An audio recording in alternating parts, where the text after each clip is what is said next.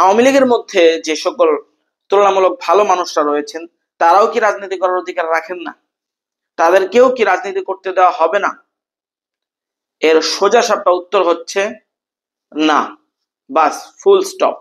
July August গণঅভ্যুত্থানে যারাই আওয়ামী লীগ করেছে কিংবা সেই পর্যায়ে এসেও যারা আওয়ামী লীগের সাথে যুক্ত ছিল, সে যত বড় ভালো মানুষই হোক না কেন, স্বয়ং যদি কোনো ফেরেশতাও হয়, তারপরও তার কোনো রাজনীতি করার অধিকার এই বাংলাদেশে আর থাকে না, নেই, একেবারে ফুল স্টপ। এটাই হচ্ছে বাংলাদেশের মানুষের কথা। এবং এই জিনিসটার বাইরে যারাই যাবে তারাই জনগণের রসানলের মধ্যে পড়বে, জনগণের ক্রোধের সামনে, জনগণের ক্রোধের আগুনে পুড়ে তারা ভস্ম হবে।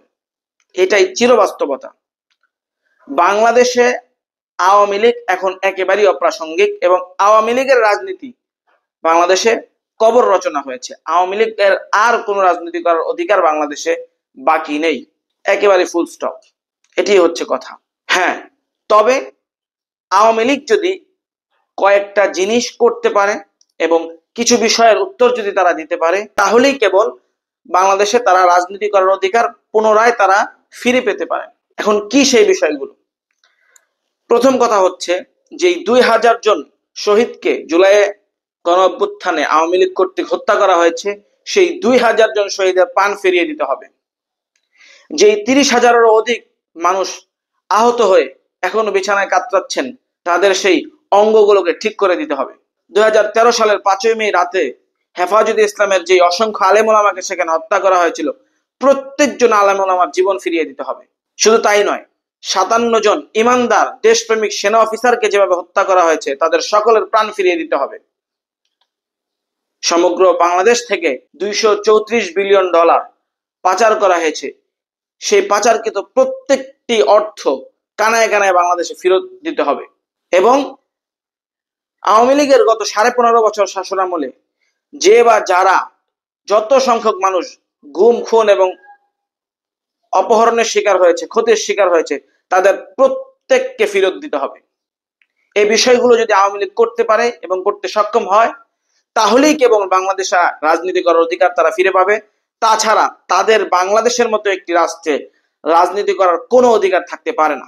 এখন যে সকল সুশীল ব্যক্তিবর্গ কিংবা রাজনৈতিক নেতাকর্মী এরা এই কথাটি বলছেন যে আওয়ামী লীগকে ছাড়া নির্বাচন গ্রহণযোগ্য হবে না, তাদেরকে অত্যন্ত নরম সুরে, অত্যন্ত দরদ নিয়ে এবং অত্যন্ত যৌক্তিকভাবে বলতে চাই, আওয়ামী লীগ যদি 2014 এবং 2024-এর ইলেকশন বিএনপিকে ছাড়া কিংবা অন্যান্য রাজনৈতিক দলকে ছাড়া করতে পারে এবং তারা টিকেও যেতে পারে তাদের পাশে ভারতের সাপোর্ট থাকার কারণে, তাহলে আগামী নির্বাচনে আওয়ামী লীগকে বাদ দিয়ে নির্বাচন করার পরেও এই রাষ্ট্র অত্যন্ত নীরবে নিবৃতে মসৃণভাবে সামনে চলতে পারবে। কারণ আওয়ামী লীগের পাশে ছিল ভারত, কিন্তু বর্তমানে যারাই আওয়ামী লীগ ছাড়া যে নির্বাচনটি হবে, সেই নির্বাচন নির্বাচিত হয়ে সংসদে জনগণের প্রতিনিধিত্ব করবেন, তাদের পাশে বাংলাদেশের একেবারে প্রত্যেকটি জনগণ থাকবে।